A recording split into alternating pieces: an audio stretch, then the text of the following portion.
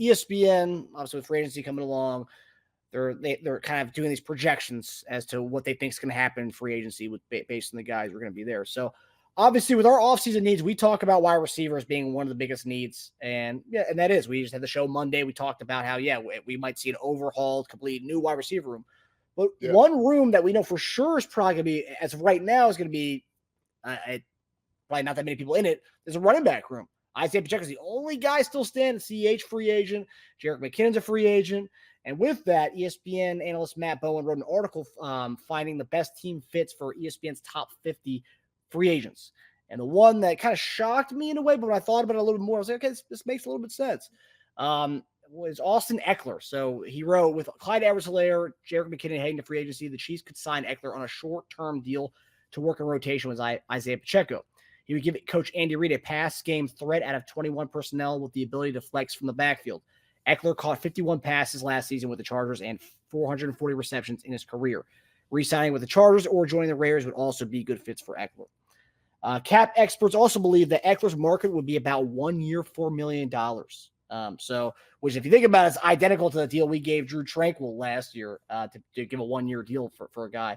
So, JD, obviously, you play fantasy. You know that Ekeler is a solid guy as far as catch the ball in the backfield, running the ball. And I think he'd be a perfect complement. If we do end up losing Jerick McKinnon, CH, I think it'd be a perfect 1 year fix for those guys. What is your opinion on the potential of getting Austin Ekeler and how would he fit in our scheme? So who started this rumor? I mean, this is just out here that somebody's saying he'd be a good fit. Yeah, because it was looking at the free agents and looking at the fit of things. Yeah. I like Austin Ekeler. I thought that the deal that he signed with the Chargers, I think he wasn't as respected. I think he took a very team-friendly deal with those guys. This past year, I didn't quite see exactly what he's usually used to getting as far as yards wise and whatnot. That could be purposeful why they did that. And he would, I mean, would he fit? Well, yeah, of course. He has a lot of ability, a lot of talent. I think he's a very talented back. He's another one of those guys that he was a free agent, wasn't he? And he came in. I think he was when he went to San Diego in the first place. Yeah. I think he was a free agent guy, if I'm not mistaken. Let me see. He went to Western Colorado. Undrafted. Yeah, he was undrafted. Yeah. So he's undrafted free agent. So he's still gonna have that chip on his shoulder, man. Feel like he can do a lot. He can catch the ball out the backfield. He's one of those scat guys who can do a lot of different things well. Are we looking more for a guy that can give us, that is more of a dual threat? Yeah, possibly. If we lose McKinnon, if he doesn't come back, obviously it's going to be the element of like blocking for Patrick Mahomes, pass blocking. I don't think Austin Ekeler that's one of his strong suits.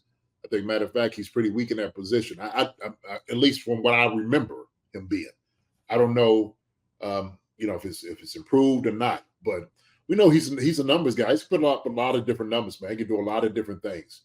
So, yeah, I'm sure he could be a good fit. Why not? The question is going to be, with Pacheco being the guy. He's a guy. Pacheco's a guy.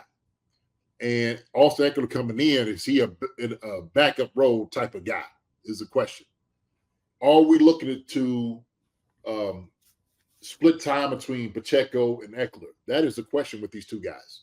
Because Austin Ekeler is a starter in the league. There's no question about it. I don't care where he goes, he'll be a starter. Does he want to come here as being in the backup role is really the true question. So I don't know if he wants to necessarily do that. I don't know if we necessarily need a guy like Austin Ekeler as compared to you take a couple plays from Pacheco, but hey, man, your snaps is going to be limited. It's going to be limited, okay? Because 10 right now is the man. So I don't know.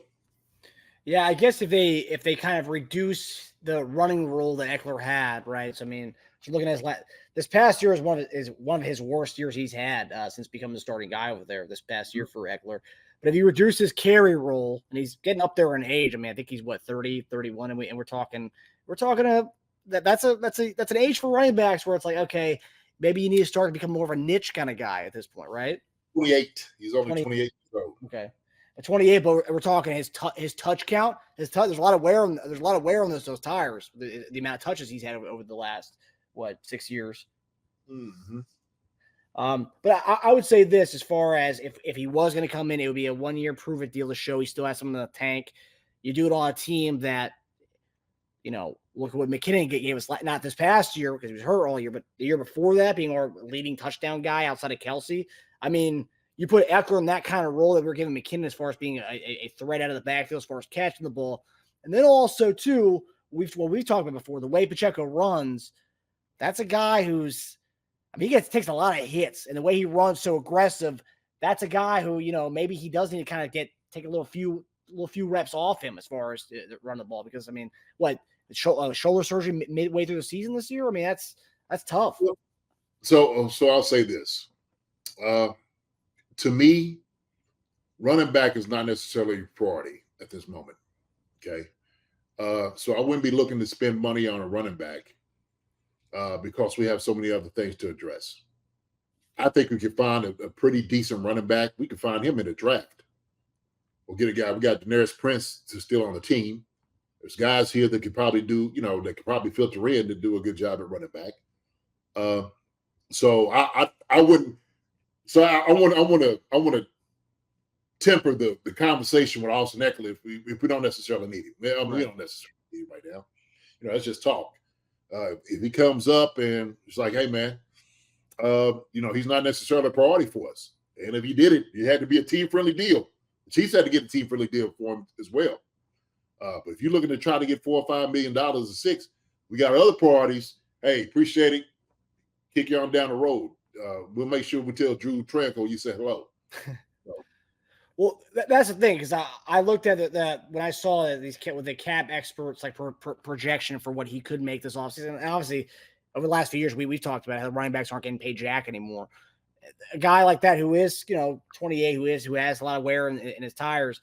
If we're talking a 1-year, $3 million deal for Ekeler just to kind of give us what Tranquill did on the offensive end, as far as spelling Pacheco and being a little bit threat of the backfield, I would take that and run with it if we got Pacheco 1 year, $3 million. Let's say that is the number, JD. 1 year, $3 million. Tomorrow we get Ekeler 1 year, $3 million. I mean, where do you stand with that? You wouldn't knock that, would you? I mean, I wouldn't hate it.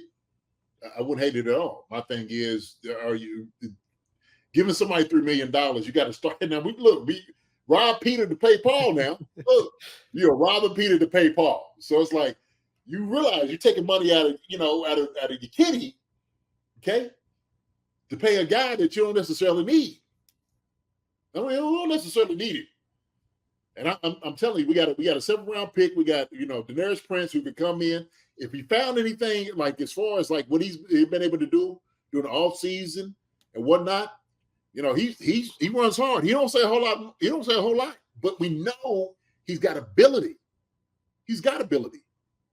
So if he's been watching Pacheco and those guys for an entire year, CEH, McKinnon, he might be another diamond in the rough.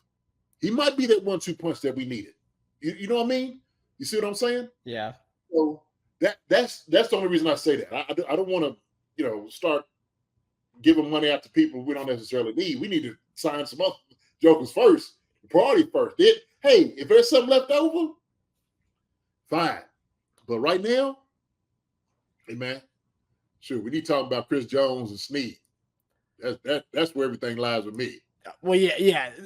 Everything that we're talking about right now, that's all off the table until something is done. There's closure with the Jones and Snead situation. People like, you got $3 million. I'm over here like, I got $3 million. Like, yeah, we might have something. We'll see. Check back with us in a few weeks. Okay. So that's what I'm gonna leave. I'm gonna leave that right there, man. I don't want to have the conversation. I mean, we could talk about it like different guys coming in. My thing is, we may have the pieces on the team if they trust them to do the job. And that's fair. That's fair. Yeah. But there's two things I'll say. So, hey, I'm looking at CH's contract this past year. CH made $3.4 million this year. So that's $3.4 million off the table right there. You could bring 1 year, $3 million for. I mean, if you do it that way, 3.4 for CH, $3 million for Austin Ekeler. But maybe they weren't trying to pay another $3 million for a back. Maybe they like, man, that's part of where our money was coming. They like, okay, see you later, CH. You know what I mean? So they're calculating all these different things up, man. Hey, Austin Ekeler's coming in for another $3 million. No. We don't want a guy for $3 million. We got to pay these guys first. Let's do these first, right? So, like, I guess my whole thing is when I see this whole deal with Ekeler, or the 1 year potentially $3 million or $4 million, when I look at that, right? So CH he made 3.4 this year. Forget that. But I guess the way I see it, we are at a luxurious standpoint here where we do have a running back who's a 7th round pick making. Pacheco made this past year $889,000. I mean, you know, people talk about the Niners situation. They have a quarterback who's making nothing, a 7th round. He's making what Pacheco's making essentially. But and like they could say, oh, we could spend all over the other places. So like if our main guy's making $800,000, then you could say, okay, well, you know, we're gonna get, you know, Ekeler, bring him in for $3 million because that kind of offsets everything, and you know, we can afford to spend on him. Them jokers are trying to get another $800,000 guy if they can to do the same thing. Brett Veach is not trying to spend no money on a running back. Look, I get what you're saying. I do, and it you know, in a way it makes sense. But if we're trying to save money and we're trying to pinch pennies to get the guys in here, the guys that we need, all right, and we need to take that $3 million to keep Chris Jones happy. I would rather take that $3 million and give it to Chris Jones, okay, or Jerry Sneed or whoever, however it works, right? Or maybe a Drue Tranquill for a long-term deal. You know what I mean? So we start looking at it. Is Austin Ekeler going to help us? Pacheco runs hard. He does all the things we ask him to do. We got guys in here that can, you know, filter in and do some other things, right? They've got a little of experience. They've been on a team with a championship, what it takes, what it means, you know, what is required of you. Plus, you have a great running backs coach to help you understand that. Yep. Right? So you have somebody that can help you develop in that whole process. So Austin Ekeler, man, we'll see you, buddy. We'll see you. We got some left. Okay? If Veach got a little bit more money pinched in, you know, we'll see what we can do. All right. I will say when I saw it initially, I laughed at it, but I think I can be swayed on this whole Austin Ekeler business, JD. I hear you. Right. But I will say, yeah, you're 100% right. There's other guys we need to, you know, use that money with, who, you know, are impending free agents or just other positions of need that we can use that money with. Before running back. And 100%. And Pacheco, like you said, Pacheco's a great reason as to why you don't really need to pay for a running back when you can find $800,000 running back who's, you know, getting 25 carries in the playoffs a game. So right. 100%. Hi everybody. Thanks for watching. Subscribe here to get the latest from the show. Also, be sure to check out the best clips from Chief Concerns. And if you prefer to listen to the show, subscribe and follow us on Apple Podcasts, Spotify, and anywhere else you get your podcasts.